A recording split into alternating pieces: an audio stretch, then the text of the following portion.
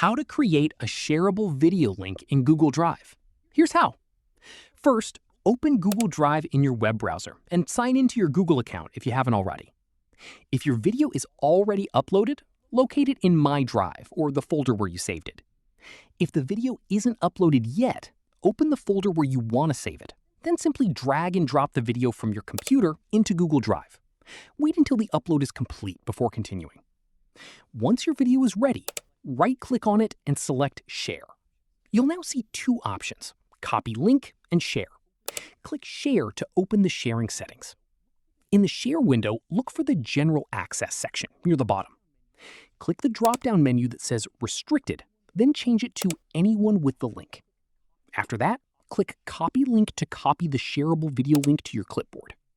Finally, click Done to save the changes. Now you can paste the link into an email, message, or social media, and anyone with the link will be able to watch your video without requesting access. That's it. You've successfully created a shareable video link in Google Drive. If this tutorial helped you, don't forget to like this video, subscribe for more quick and easy Google Drive tutorials, and I'll see you in the next one.